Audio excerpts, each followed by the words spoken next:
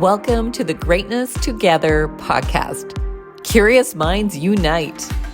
Mother-daughter conversations that delve into the heart of psychology. Thanks for joining us. Hi, Simonne. Hey, Mother. So this week, we're talking about a concept that you brought to the table. I did. That you brought power to this podcast conversation, that you advocated for. And I never would have thought about it, which is why it's good to have children, because they bring new insights to your life. Aren't they amazing? Yes, they are. Luck versus fortune. Yeah. I'm so excited. But first, I'm curious, how would you help people think about this concept? What questions might people ask themselves? My question is reflect on a time when you've ever been told that you were lucky to have something. Mm-hmm.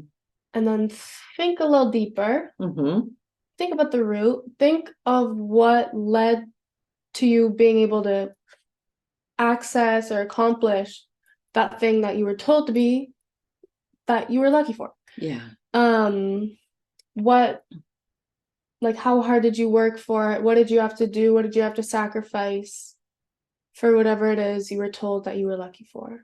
That is my little question for you to reflect on. Let that ease in. You can pause it. Just pause the whole episode and think deeply about it. Yeah, maybe we should start meditation music for the next 30 seconds, so they have, or alpha waves, so they can really reflect, really think of their answer. Don't worry, you won't be quizzed on this. This is not for a test or anything. It's not for a test. It's just It's just to help you. It's just to help guide you through the rest of this. So theoretically, if we didn't put beta waves or alpha waves or whatever kind of waves from beach music here, and people paused it, whale noises, and they reflected in their own way. What I think is so cool about this question is that it actually came out of we went to our friends, and I love it when you have grown kids and now your friends, they become friends with your friends and vice versa. I've gone out with your friends, you've gone out with my friends. I love that. Yes. So we were at my friend Sandeep. Shout out to lovely Sandeep. Love you, Sandeep. Love you, Sandeep. And we went for a pool party. No swimming was involved. No swimming. We pulled out this random deck of cards, and it was psychology, deep, questiony, cardy, questiony, reflection-y question cards. Not what they're calling it. And so this point of luck versus fortune came up. Don't ask me how. But you have the most deep answer. I think you're the one who said, because I think the question was something like, what is something you feel lucky about? And you said, well, is it luck, or is it did you have to work for it? True. And then we dug into it, and we actually learned that luck is more closely identified with chance or other random factors beyond one's control. And fortune is used to denote the result of intention. I love your question that you asked at the beginning, because it's almost like inviting, with those alpha waves, pre-alpha waves, whale noises, for people to think about, were you truly lucky, or were people implying that you're lucky when actually you created your own fortune? And that's, I think, maybe why people take issue with luck. I know people have told me, you're so lucky that you have this really clear expertise as a speaker on recognition. But what got you there? Well, I mean, besides, school and working for 15 years and building 18 websites and writing, no joke now, 300 articles on LinkedIn. Goodness. Other than that, though, it was obviously all luck. But it was also making a decision. When I decided I was going to be a recognition expert, there weren't all kinds of people going, oh my gosh, we've been waiting for that our whole life. People, if anything, said, nobody's going to buy that. Nobody wants haters. Well, or the realists, right? They're like, that sounds like kind of like a fluffy topic. So I had to work on it. I had to create a space for that. So it actually, you know, when you mentioned that you kind of don't like it when people say that you're lucky, I was like, yeah, actually, I don't like it when people, you know, they minimize the effort that I put in. Mm-hmm. And because I made my own fortune, not You like did. money fortune, but you know, Mm. like, although that's true, that too. Mm-hmm. So, like, I'm curious for you, why does it matter to you? Like, that was my own experience when it came to work and school and things like that. What does it look like for you as a queen 18-year-old living your best life? It's my half birthday today. Fun fact.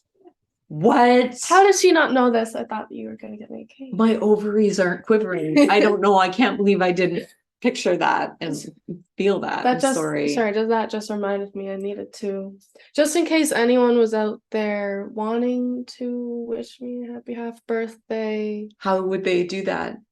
Should they get a hold of you on, like, you know, maybe like a florist, maybe some florists like deliver. okay, Someone can should we deliver flowers. give our mailing address out to all the people out there? Okay. Well, for the flowers. Okay. All right. Well, My we'll room smells decide. so good. We'll put them on the show notes, what our address is for people to send you flowers for your half birthday. A little creepy. A little creepy. You asked for it. So, okay. So in addition to your half birthday, which is a big day for obviously everybody listening and you, and now me. Yeah. It mattered to you, like you were mentioning, that it's important to appreciate what you're lucky about, but then you also talked about it's important to also acknowledge and be reflecting on what you also did, like you intentionally built. Yeah. My example, what was my example? My example was like the relationship I have with you, my mother. I have been told many times how lucky I am for our relationship. And it really is luck because we both voluntarily want to spend time with each other, and you're not like, I don't know, like mean. She's not mean. Which nice. You're nice. No, yeah. And which is something I'm lucky for. But where fortune comes in is fortune in our relationship is how I stay like beyond your rules, like go by your rules. I come home at a decent time. I You're non-deviant. Non-deviant. And compared to a child who probably doesn't have a great relationship with their mother because they're coming home really late, partying all the time, not saying that's terrible, but just being like unresponsible, and just not all around being nice. Like not working hard on the relationship. Not working hard. Yeah, exactly. So yes, we are lucky to have our relationship, though it's because we are both voluntarily putting in the work, and we've gone through like obstacles and we've overcome them. And the journey is like what you put into it. Yeah. And you know what? I think you are a very grateful person, right? Like you voluntarily have done a lot of courses, like you did Indigenous English to understand what it must be like for other Canadians who are marginalized. You've worked hard to build strong relationships. Like you do not let people treat you badly. Like you work hard to be a really good person too. And I think that part of why you do that is because you feel lucky for the opportunities you've been given. And that's very, very important. Yeah. So if people are feeling like they have not been maybe appreciated, because it's all about recognition, right? Yes. Gotta bring it back. Gotta bring it back to what everything is all about, recognition. making sure people feel valued. Mhm. We don't necessarily value people when we just say, you're so lucky. You're lucky to have that skill. You're lucky to have those strengths. Mhm. You're lucky to have that job. You're lucky to have the education. Yes, part of the luck, part of it is luck. Probably way bigger amount is making your own fortune. Mhm. So how do we honor that and recognize that in an academic setting? What suggestions did you have? And then I want to weigh in from a work setting. Should I do work setting first? Yep. Yeah.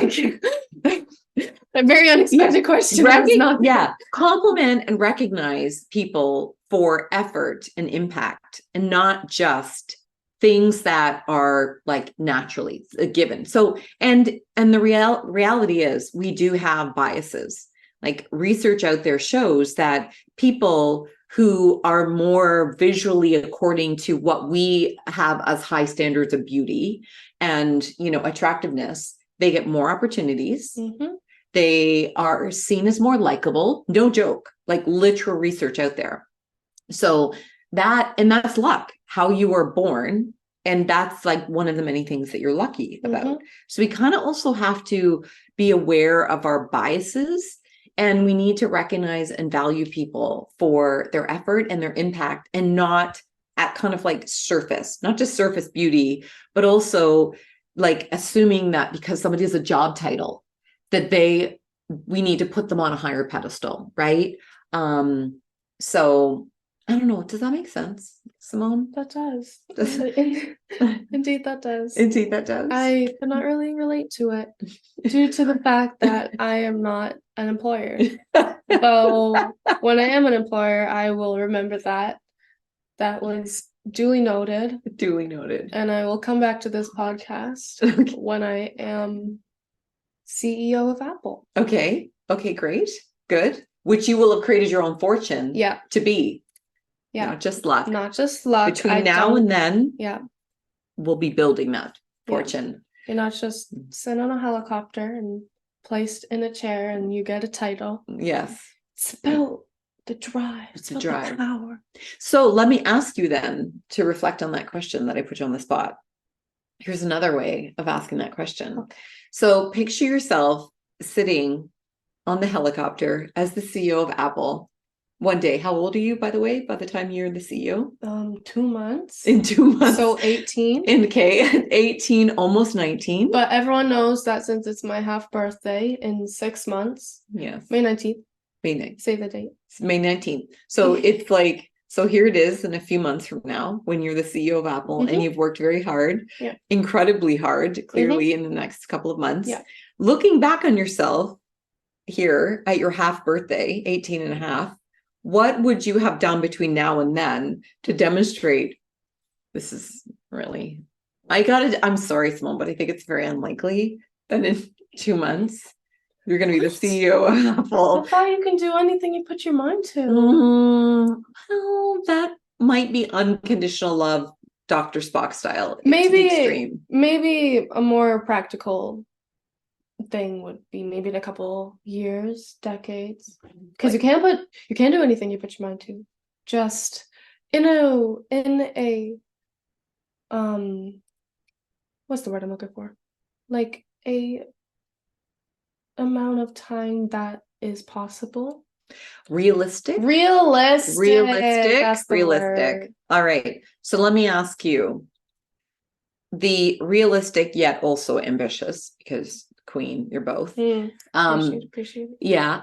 So you are in that future, whatever that desired future is. CEO of Apple, you know, solving the world's social justice issues, whatever that thing is, because you literally will light the world on fire. So there you are in that beautiful place. Looking back, what insight will you be telling yourself that you were so glad that you had in this moment as a student, first year psychology, before grad school and all the other things? What advice will you be giving your 18 and a half year old self? Like to get to about the luck versus fortune. That many people can have things that people would consider lucky, though it's about what you do to make it fortune. It's about the journey. It's about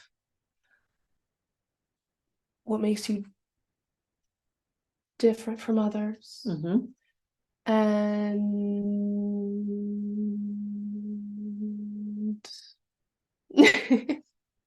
Wait for it.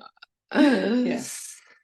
And it's about, I think what I'm hearing you saying is it's about, oh my gosh, we sounded so Canadian. It's the Canadian way of saying it is about honoring and acknowledging the hard work that you took to get there, while also being grateful for the luck that has also contributed to that success.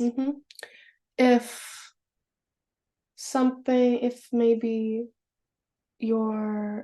something at work isn't really going as you planned, maybe take a little moment to reflect on if it's something that you can change for the better. Like if maybe your boss is like a little cranky. A little cranky. Bosses never get cranky? I'll never. When I'm a CEO, I'll never be cranky. No, obviously. But if your boss is a little cranky, at you specifically, maybe it's because maybe you come in late, maybe you don't do the work very well,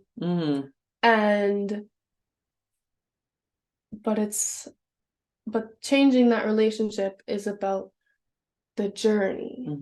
So coming in on time, doing all this stuff, so you'll be going from, so maybe something people will think you're fortunate to have that relationship with your boss because now they're happy every time they see you because you come in early and you do stuff well and it's a good time at work. So you're saying always ask yourself what you can do to create the kind of relationship you want. Of course. Yeah. I think that's what I'm hearing you say. Like take responsibility, reflect. Take responsibility, reflect, maybe change a couple things. But never change for people. Never change for people. Don't go changing.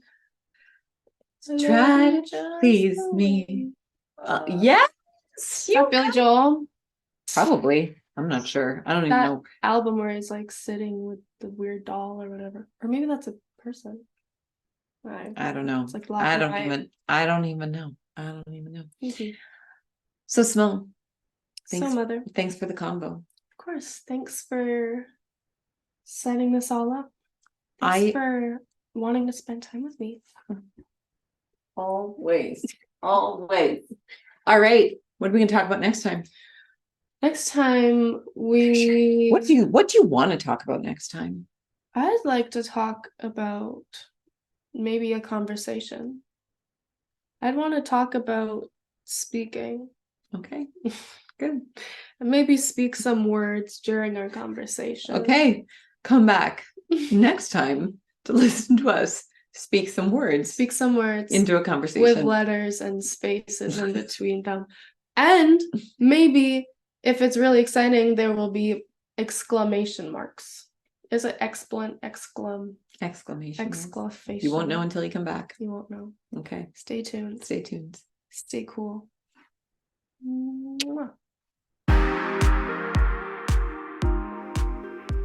Thanks so much for joining us for the Greatness Together podcast. Never miss an episode.